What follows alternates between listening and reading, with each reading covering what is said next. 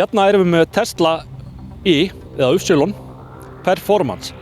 Þetta er fyrsti bílinn sem kemur til Íslands af þessu módeli. Þeir hjá Tesla höfðu samband við okkur og buðu okkur að taka hennan bíl í reynsluakstur fyrstir fjölmiðla. Og það er bara eitt hennan bíl að segja.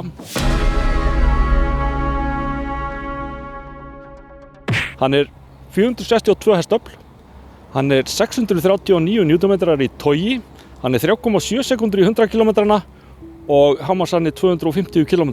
Rafhlaðan í þessum bíl er 75 kWh og hann er að hlaða allt upp í hvað? 250 kW á klukkustund. Það er nú ekkert smá ræði. Hei, taktu hérna þessa puttana, sjáu. Svo opnar maður svona. Þetta er náttúrulega alveg geggjað. Frágangurinn hérna innan, hann er mjög flottur. Það er ekkert að þessu. Hérna við erum að tala miðjustokkin, hann er alveg pikkfastur og þetta er vel frá þessu gengið. Þetta er fyrsti bílinn sem kemur til Íslands frá þýsku verksmiðjunni í Berlín. Við fórum aðeins yfir bílinn vegna þess að það hefur verið gagnrýnt að samsetningin á Tesla sé svona made with American pride, handmade. Það á við flesta ameríska bíla. Þeir eru bara settið saman í höndum að einhvern svona verkfæraköllum sem eru duglegir í bílaframleiðslu. En nú er þetta náttúrulega komið í fullkomnustu bílaverksmiðju í heimi. Þeir segja að Shanghai verksmiðja sé jafnvel ennþá fullkomnari. Hann er 100% samsettur þessi bíl. Þannig að það er búið að laga það sem að hægt var að finna í sambandi við samsetningu og bíl á milli bodyparta og svoleiðis. Ekkert af því. Hér er tvöföld hleðsla fyrir snjallsíma. Þetta hérna, ég óska bara Tesla til hamingju með það að vera ekki með eitthvað svona ljótt, grátt, svona teflonefni hérna eða eitthvað svoleiðis. Þetta er bara alveg hnúta. Þetta er bara víðarklæðning hérna svona gerfi, en þetta er flott, þetta kemur vel út. Við setjum hann í D. Hann er tilbúinn. Þegar við byrjum að keyra, þá er þetta bíllinn hérna og hann skynjar umhverfið í kringu sig í gegnum myndavélarnar og hérna radarinn. Sjáum það þegar þetta hérna er sem sagt út af keislan yfir í Borgartúni. Við erum hérna hjá Höfða. Og það kemur svona keila því að það er biðskylda hérna. Ég sé allavega ekki keiluna. Og ef við gefum stefnuljós þá kemur myndavél sem að sýnir mér hliðin á bílnum í það átt sem ég er að beygja. Hvað er það? Heyrðu, sjáu þið bílan sem koma hérna á móti. Nú keyrum við hérna niður Katrínartúnið og við ætlum aðeins að sjá hvernig þetta virkar. Og hann skynjar allt í kringu sig bílinn. Það er ekkert hérna erum við að koma á ljósum, sjáu þið. Jájá, þið sjáum mér þess að litin á ljósum, það er rautt. Þetta er náttúrulega, sjáu þetta. Þetta er rugl fullkomið. Heyrðu, hérna erum við komin á fulla ferð á Sæbrautinni og þar er max hraði 60 eins og sagt er. Nú hérna sjáum við að þetta er tvöföld braut, það er brotin lína hérna megin og ég get ákveðið það ef ég vil að setja hann á skynvata hraðastillinn og ég er búinn að gera það núna. Hann er að keyra sjálfur. En stoppar hann á ljósunum fyrir mig? Ég veit það ekki. Ég ætla ekki að taka áhættuna því, þannig að ég bara bremsa. Það er ekki þannig að það er ekki stop and go á þessu, er það Gulli? Jú, en ekki á ljósum. Ekki á ljósum, nei. Það er komið grænt. Maður tekur ekki eftir því bara. Við sjáum hérna ef að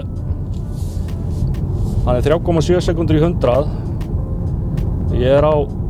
Maður er á 60 hérna. Við taka hérna smá beygju hérna niður Kirkjusandinn og þá kemur myndavélinn hérna aftur. Það sýnir mér við hliðin á bílnum. Þetta er sko svona eins og blindhorna viðvörun. En þú sérð bara ljósmynd hérna aftur fyrir þig. Nú sjáum við bílinn hérna verið framan okkur sem er að beygja hérna til hægri. Við eltum hann. Nota bene, þessi bíl er á 21 tommu sportfelgum. Hann er stinnari á honum fjöðrunin heldur en á langreins bílnum. Það er búið að stífa hann aðeins og hann er náttúrulega mjög stórum felgum og low profile dekkjum og hann er svolítið hastur þegar maður keyrir svona íslenska bæjargötu. Ég meina þetta er hvergi örugglega svona ellendis. Og mér finnst bara svo gaman að hafa bílinn í mynd hérna fyrir framann. Sjáu það sko að hann er alltaf hérna fyrir frammi og ef það er stærri bíll, til dæmis eins og flutningabíll eða eitthvað, að þá sýnir, hann gerir greinamun á því og hérna er Kían hérna við hliðina á okkur hérna fyrir framann á ljósunum á rauðu og hann sýnir mér þess að beygjuljósin hérna. Hvað er flókið við að keyra svona bíl? Þú veist, það er allt sem að maður bara skynjar leið og maður horfir á skjáin og það er gangandi vegfarendur að fara hérna yfir götuna. Við sjáum hérna, halló, sjáðu, hérna. Þeir koma á tölvuna eða skjáin í bílnum. Þetta er alveg með ólíkindum. Svo að maður bara fylgjast hérna með flugumferðinni. Það er ekkert inn í þessum bílnum að bara stýra og skjár. Pedalar jú, en þú þarft ekkert að nota þá. Þú setur hann bara á autopilot. Þá keyrir hann alveg sjálfur. Og það sem meiri segir að koma inn á bíl er sjálfur ykkur borgarakstur. Hvenær haldið þið að það verði löglegt á Íslandi? Sigurður Ingi. Þetta er alvöru, sjáu þið. Yfirleitt hefur verið svona vél hérna, bensínvél. Hér er bara geymslupláss. Hérna getur maður bara sett íþróttatöskuna sína nú eða skellt hérna innkaupapókanum fram í staðinn fyrir aftur í. Hvernig er að aka þessum bíl? Í fyrsta lagi þá er mjög gott að setja hérna fram í. Það er rafdrifið hérna ökumannssæti með mjóbastuðningi og það er líka hinum megin á farþeganum. Þú getur stillt sæti bara í þá stöðu sem að þér finnst þægilegast. Stýrið á honum er mjög nákvæmt. Hann er alveg að svínliggja þessi bíl. Náttúrulega svakalega breið dekk á honum líka. Þessu inntaki allavega. Upplifunin að keyra hana bíl er mjög góð og það sem að meira er að sjónlínan hérna er há. Maður sér næstu fram fyrir bílinn þannig að maður sjáu hérna eitthvað í húttið eða eitthvað svoleiðis. A-bitinn er ekkert að trufla hérna. Það eru óðbóðslega gott útsýni út allar rúður, bæði hliðar og framrúður og svo er bara þrælgott útsýni úr afturglugganum. Þessi miðjustokkur er ekkert að trufla. Ef við förum til dæmis í aðal stjórnborðið þá erum við komin upp hérna með þess að það sé hægt að stilla hérna eins og speglana. Það er hægt að setja barnaleysinguna á og loka rúðuhölurunum og þú opnar hanskahólfið. Prófa að ýta á það. Hvað gerist þá? Þetta er snilld. Maður er ekkert alltaf að opna hanskahólfið reyndar. Það þarf ekkert að vera opnað á akstri. Síðan erum við hérna með þurrkusystemið. Það er hægt að stilla það á auto, er ekki? Svona já. Og þá fer þetta í gang þegar kemur rigning. Síðan er hægt að fella speglana að og stilla það automatískt. Steering mode, það er komfort, standard og sport. Við höfum verið að keyra hann í komfort og hann er alveg þræl nákvæmur í stýrinu. Geggjað að keyra þetta. Og það er svolítið gaman frá því að segja að ef að til dæmis bíllinn er í ábyrgð og hann bilar einhvers staðar út á viðavangi þá kemur bara bíll og sækir hann og viðkomandi fær bíl í staðinn. Það er hægt að panta bara tíma sem sagt fyrir viðhald á bílnum í appinu. Þetta er hrikalega gott pláss hérna. Sætið er í þeirri stöðu sem að ég vil hafa það þegar ég keyri og ég er 1,87 og síðan bara getur maður hallað sér hérna aftur og hort upp í skýin.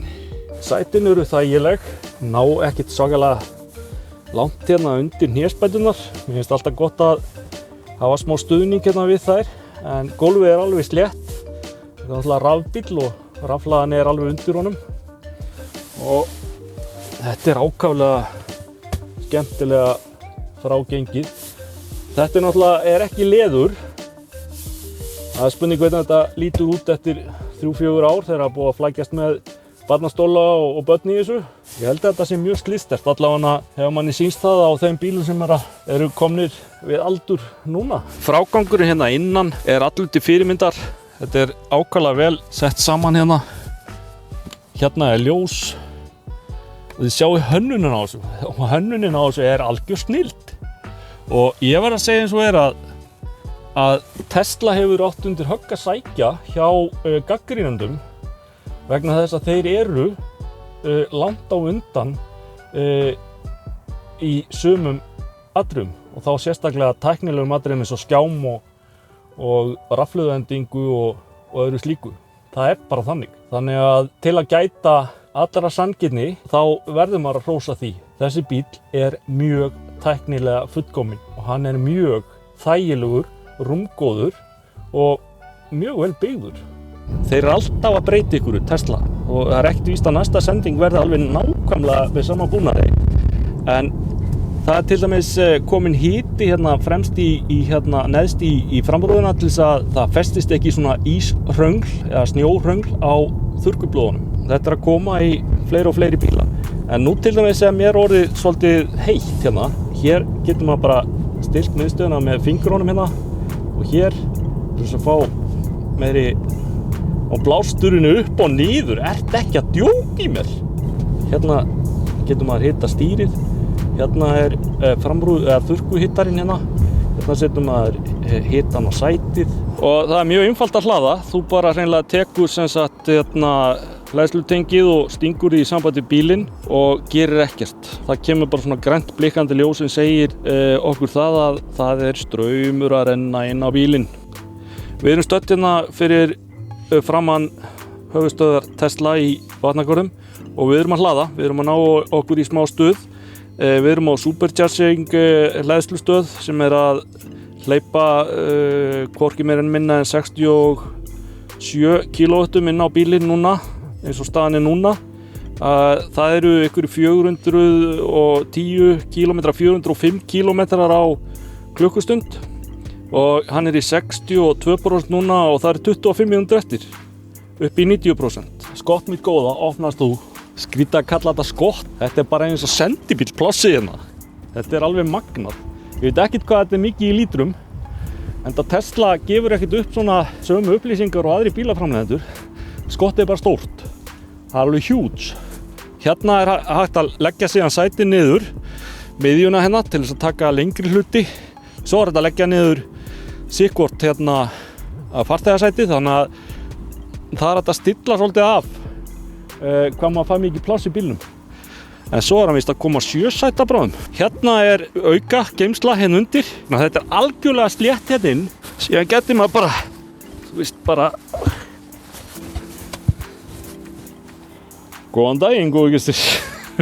Þetta alveg meiri háttar bíl, óbóðslega gaman að aka og hann með alveg ofsalega marga kosti umfram galla.